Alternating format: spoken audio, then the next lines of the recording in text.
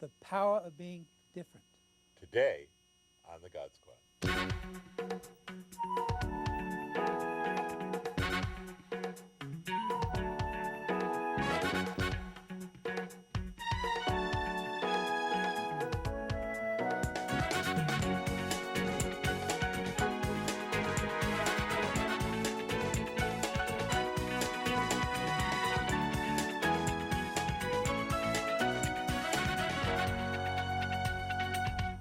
Well, Mark, some people stay in the box, some people explore outside the box. I know. And the best people I know, the ones who are happiest, are the ones who follow their own bliss, follow their own creativity, who know what God made them good at and who follow that. It's just so clear when you just get squashed by whoever it is who squashes you, whether it's a teacher or a parent, into their idea of what you should do, your life is miserable. But when you use your own gifts to follow your own way, I mean, the world is open to you. The road less traveled. That's it. And we have a guy who understands that. There are many, many references in the Bible describing people How who many? Are, about 12, who are considered unique or different. Jesus, of course, is a terrific example, but can also cite Moses. The best example. Okay, well, there's a definite possibility of that. Moses, Noah, King David, King Solomon, Mary, the mother of Jesus, just to name a few. And our guest today believes that uniqueness leads to great success, and he's right about that. And he studied the lives of some of the greatest inventive minds in modern history. As the author of the new book, The Power of Being Different, John Paul Carinci, welcome. Thank you. Thank you for having me. John, how did you ever think of the idea of people who acting differently, more creatively? What led you to see the value of this? For the last 30 years, I've been in insurance sales, and to succeed in insurance sales, you have to be highly motivated. And so I started. You get a lot of rejection. 80% of all people fail in insurance rather quickly. Wow. It's a tough business. It really is tough. You're selling a piece of paper. At age 21, I started out in the insurance business, and after 3 months, I was failing miserably. And I had the pleasure of hearing a motivational speaker, a man from the Wheaties box, Bob Richards, Sure. Olympic champion, multi-medal Olympic champion, Bob Richards. Decathlon. And I really didn't know of him that much until I saw him speak. So we're in this large auditorium, and I'm listening to this guy speak. He takes the microphone, says, hello, puts the microphone aside, throws it on the side, didn't need it. His voice boomed over the entire audience. And this guy, I'm 21 years old now, this guy amazed me. I said, I gotta go shake this man's hand. I get in line, wait 15 minutes. I says, Bob, I gotta shake your hand, you're wonderful. He says, son, what do you do? I says, oh, I'm just an agent for the company. He says, don't you ever say that again. Do you realize how important you are to the public? Do you realize how, just with your pen and your paper, you can help change a life? Wow. He says, I want you to go out and buy a book. I said, sure. I ran. He says, go out and buy Success Through a Positive Mental Attitude. Napoleon Hill, W. Clement Stone. I ran home. I digested the book. It changed my life. From that moment on, How did it change your life? I started thinking differently. I started realizing that people are different, and successful people think differently than people that are average or refuse to. In what way do they think differently? Well, they separate themselves. It's almost as if there's negativity all around us, pulling us down constantly from the morning, noon, night, TV, radio. Inventors and successful people have a tendency of putting mental blinders on, and it's almost like the negativity bounces off of them. It's hard to explain, but in the book, I train people to put those mental blinders on and to protect themselves from all this negativity. Like, I'll hear it, it just won't penetrate.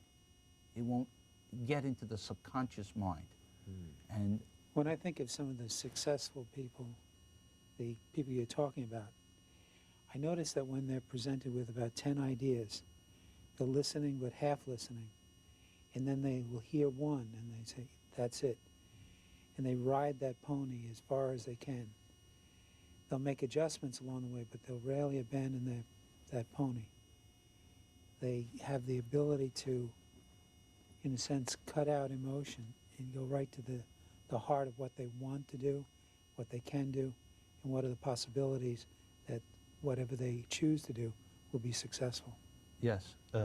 I look at inventors in the book, many, many different inventors, because we want to look at success. What separates success from failure in life? Right. So now these people are all different in the sense that they aren't all the same religion, they aren't all the same skin color, they weren't all born in the same year, they didn't all go to the same schools. So there's all these differences. What are the things that are similar among all these successful people? We were all born to be great. Every single one of us was born to be great. Every single one of us was born enthusiastic. Every single one of us was born to take chances. It's our upbringing that has changed. It's what we've programmed into our mind. Computer is as good as what you program into it. That's what changes people. I change them back. I tell people how to be different. I have a term in there, stop following the follower. There's a story in July of 2005 about 1,500 sheep grazing on a mountainside in Turkey. And one sheep jumped off the mountain. 1,500 sheep followed him. And I said, this is an amazing story, because the first one went, the others all went.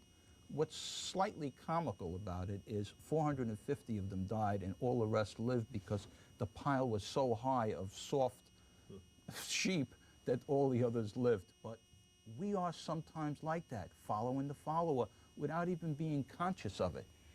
Well, but I've always heard the idea that there are pioneers and there are settlers, and that some people are called by their disposition to be a settler, and other people are called to be a pioneer. Are you suggesting that everyone is called to be somewhat of a pioneer? Everyone is born to be great. It's what you want to do with your life that's important. I talk about burning desire, intense burning desire. We talk about Edison in the book, and Edison was asked, he says, a reporter says, what about failure? And Edison says, I have not failed 700 times. I have succeeded in proving that those 700 ways will not work. And when I've eliminated the ways that will not work, I will find the way that will work. How about Henry Ford? Henry Ford, an amazing story. People told him that you could not have a gasoline engine. It was impossible that droplets of gasoline could make a piston go up and down.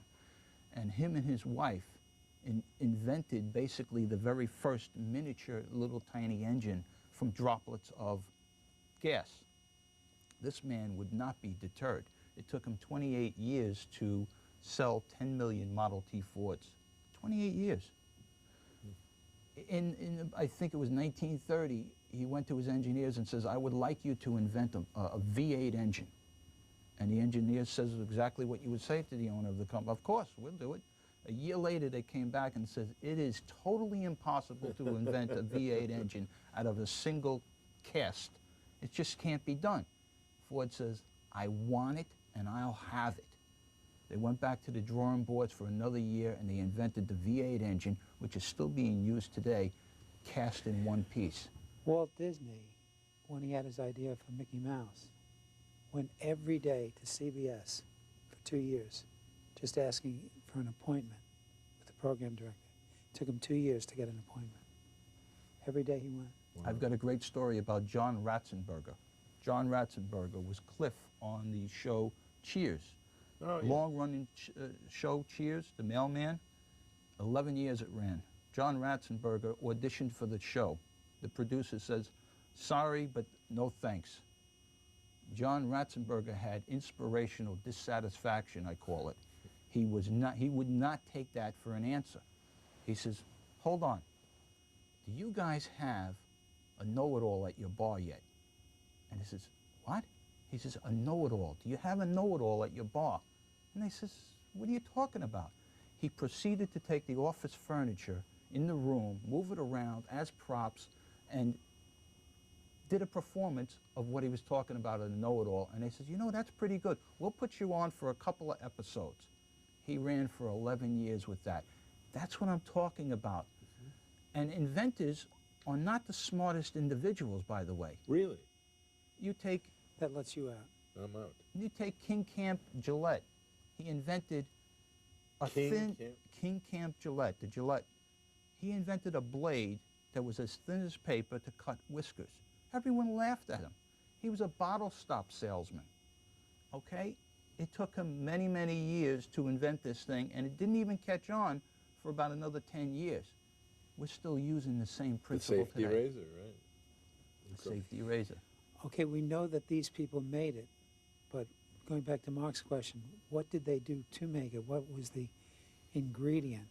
Failure was not in the equation. Let's look at the marathon, the New York City Marathon. Every one of those races, 30,000 races, have their eyes on the finish line. Failure to them is not in the equation. Whether they're going to crawl or walk to get across that or wheel themselves in a wheelchair across that, they will finish that race. That's intense burning desire. We need to take a quick break, but when we return, we'll continue talking with author John Paul Saraceni. Stay with us. It's that's all. Carinci. There we go. Carinci. John Paul Carinci. Carinci. And he's been It even terrific. sounds good when you say it wrong. We'll be back. Stay with us on the God Squad.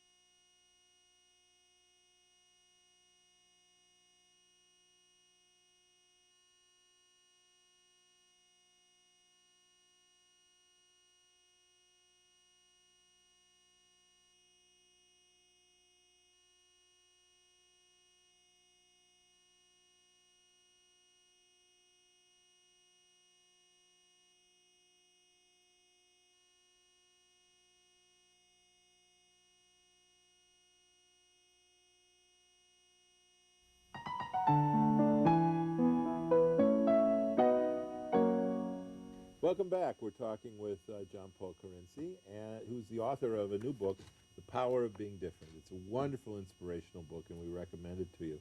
And now joining us from the famed Geek Squad.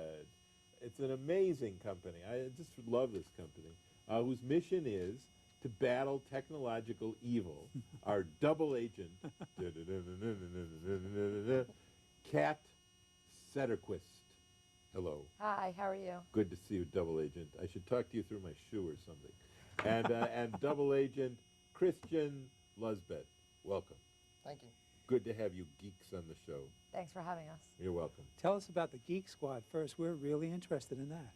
Well, the Geek Squad is a 24-hour rapid response computer support task force, and we're available in Best Buy stores or by calling 1-800-GEEK-SQUAD, or you can go to geeksquad.com to set up an in-home appointment with one of us, double agents. And this is so good because how many people have told you? First of all, I have a favor to ask. This is my best friend. He can't turn on a computer. We got to get him so that he can get his email, he can write an email. That's all we need. Don't need anything else. But would you help him? Would you help him? Of course we will. Good. And send the bill to, I'll give you the name of our producer. You can send the bill to. But I can't tell you how many people, myself included, are just stymied when their computers go on the fritz. I spent an entire summer talking to people in Bangladesh about my computer, and it took the whole summer to straighten the thing out. And even then, I had to be home hours and hours and hours to figure this thing out. What you're offering is so important. It's really good because people who sell computers sell